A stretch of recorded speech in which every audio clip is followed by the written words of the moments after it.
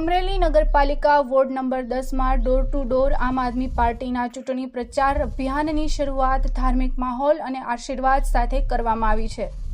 વોર્ડના 4 ઉમેદવારો સાથે આમ આદમી પાર્ટીના પ્રમુખ નિકુંજભાઈ સાવલિયા અને અમરેલી શહેરના ઉપપ્રમુખ ધ્રુવભાઈ સરદાર ચોક વિસ્તારમાં આવેલ ઐતિહાસિક રામેશ્વર મંદિરે પહોંચ્યા હતા।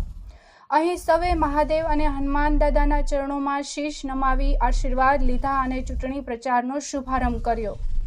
મંદિર પરિસરમાં ભક્તિમય વાતાવરણ સાથે કાર્યકરો અને સ્થાનિક લોકોની ઉપસ્થિતિ જોવા મળી હતી।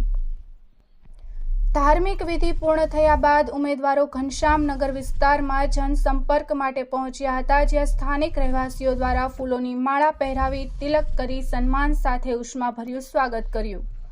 ઉમેદવારોને વિસ્તારના લોકો સાથે સીધો સંવાદ કર્યો, તેમની સમસ્યાઓ સાંભળી અને વિકાસ સંબંધિત મુદ્દાઓ પર ચર્ચા કરી। સમગ્ર વિસ્તારમાં ચૂંટણી પ્રચારને લઈ ઉત્સાહપૂર્ણ માહોલ જોવા મળ્યો હતો।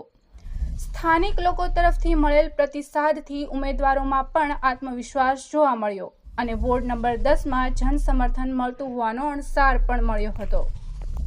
વોર્ડ નંબર 10 ગજરાપરામાંથી અલ્પેશભાઈ કથિરી આમ આદમી પાર્ટીમાંથી ઉમેદવારી અમે 4 જણાએ નોંધાવી છે અને આ વખતે પરિવર્તનનું ઝાડુ ગજરાપરામાં ફરવા જઈ રહ્યું છે એટલે પરિવર્તનના કામનું પણ અમે લિસ્ટ જાહેર કરી રહ્યા છીએ કે બાગ બગીચાઓ, સ્કૂલો, બાળકોનું ભવિષ્યનું પરિવર્તન, શિક્ષણ, આ લોકોએ અત્યારે કોઈ મુદ્દો કોઈ કરવું નથી। ખોટા મુદ્દા વચનો આપીને મત લઈ જઈ રહ્યા છીએ। અમે માત્ર સાથે મુદ્દા લઈને નીકળ્યા છીએ કે બાગ બગીચા, શિક્ષણ, પાણી, આરોગ્ય બધું સાથે આપવાનું છે અને આ વખતે આમ ઝાડુને આપીને જનતાનો વિજય ભવ્ય કરવાનો છે।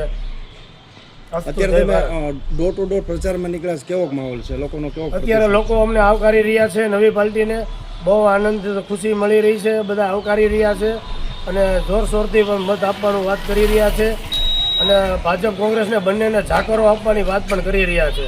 કેવું લાગે છે તમને? તમારી પેનલ ચૂંટાઈ જશે? અમારી પેનલ 100% સંપૂર્ણ ચૂંટાઈ જશે। આવકારે દેવો સંપૂર્ણ પ્રવાહ પણ મળી રહ્યો છે મતદારોનો કે આ વખતે તમને જ અમારે મત દેવાના છે।